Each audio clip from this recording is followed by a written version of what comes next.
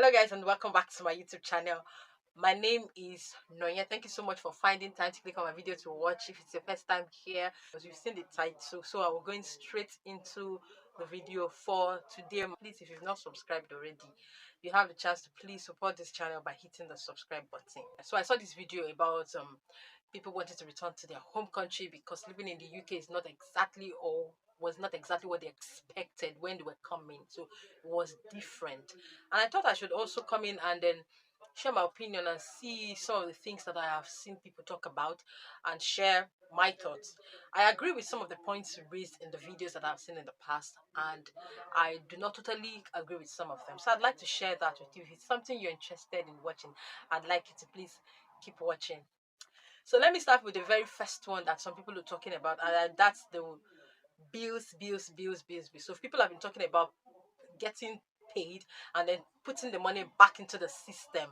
Now I quite understand that. That was something that came to me first as a shock at how you have to pay bills and pay bills and pay bills and the bills, and the end of the day you really do not have a lot, to fall back on after you have paid all your bills. For some people who have been here longer, it's not really a big deal because they already understand their way, or they've grown with the system and they've grown on their jobs. So this is not really an issue. But for those who have complained about bills and that's as a reason or excuse for wanting to return to their home country, for me, I do not see that one as a valid reason, because you must have understood that before coming into this country. But then for those who are complaining that bills are too much or they have to pay so much or return the money back into the system, they must have their reasons for saying that. And well, people are entitled to their opinion and you do not have the right to judge them. But for me, I do not really see that as a big deal for anybody to want to return.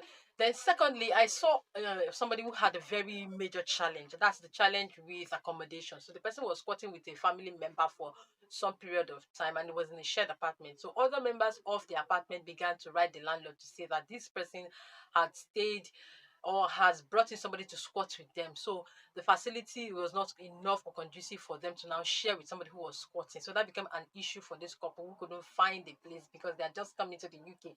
So you see, and it became so frustrating that they made a decision to return to Nigeria where they came from. And as at the time I watched the video, I learned that they had gone back to Nigeria. So I understand that.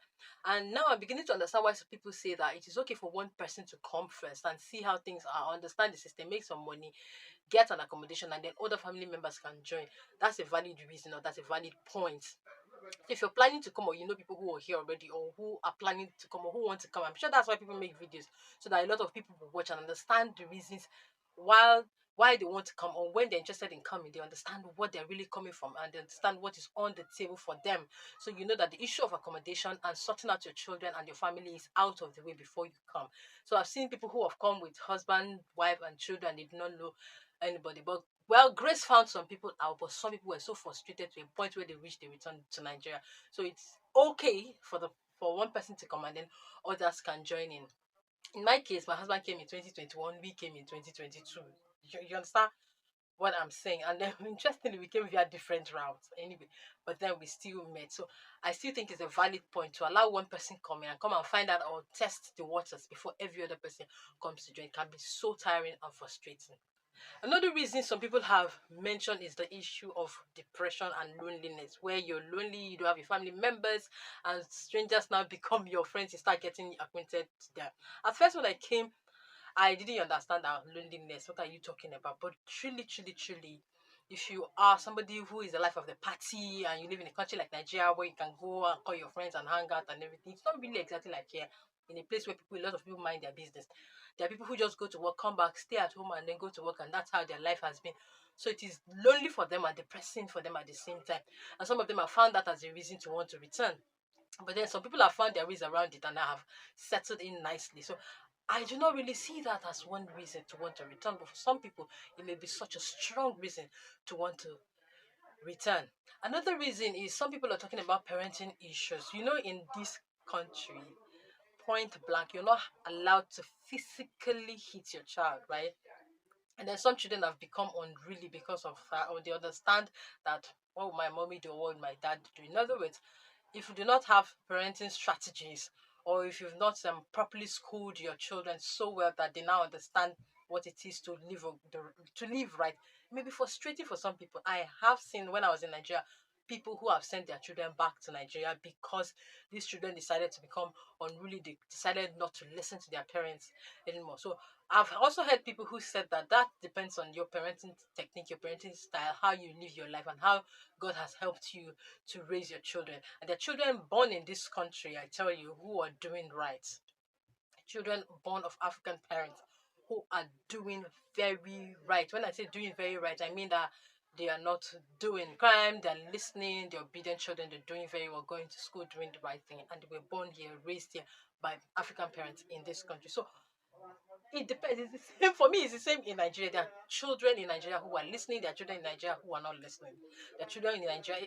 In Nigeria, I was teaching in Nigeria, and there are children in schools who are obedient to teachers, doing right in schools, and there were children who were problems and troubles to us, and you could tell that it depends honestly on your parenting styles and the person that God has really helped. And like somebody would jokingly say, "Pikin when spoil, I ain't go spoil you."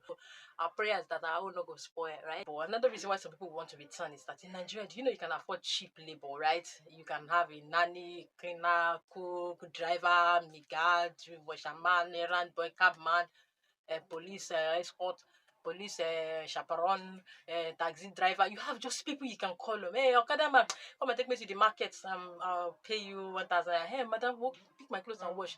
Hey, call somebody's daughter, come and take care of my things. There's cheap labor. So some of us were using this cheap labor, right? You can have a nanny, you can have a lesson teacher. You see, all these labors are cheap labor. But here, it is not cheap labor. It takes somebody who is truly, truly financially in, who is truly, truly financially buoyant to be able to afford this type of labor. They're not cheap labor here. If you want to hire a lesson teacher, imagine you're not hiring lesson teachers to come into your house. You're taking your children to the place where they're going to be tutored. So it is that expensive. Now, imagine if you have that kind of life where you are the Oga Madam and there are people carrying your bag, driver, cleaner, everything, and then you come to the UK. It can be frustrating, like very frustrating. There are people who have said, I cannot do this. Like, how am I going to cope? I have not, people who were raised by nannies, right? Raised by house girls, raised by cleaner, and they had all of these things while they were growing up in Nigeria, and then now they are adults. When they got married, they had their children, they had all of these things also as adults in Nigeria. Now they've relocated to the UK with their children. Ask me how they're going to cope. If you hire an au pair, you're paying so much. Maybe the amount of money you're even going to pay your au pair is like 3/4 of what you earn. So how are you going to cope? So that has been a challenge for some people. Like you have to do almost everything by yourself, for yourself, with yourself, to yourself. So for some people, that is really very frustrating, and they're thinking of how am I going to cope. But then if you're a strong person, you can weather the storm and you can understand how to cope. But then if you live back in Nigeria with all of these people around you helping you to do all of these things, you have to think and rethink whether you want to come to this country or not, because you can't really find cheap labor like you would find in Nigeria. I hope that makes sense. So these are some of the reasons that people are looking at that, and they're saying that okay, they would want to return to Nigeria.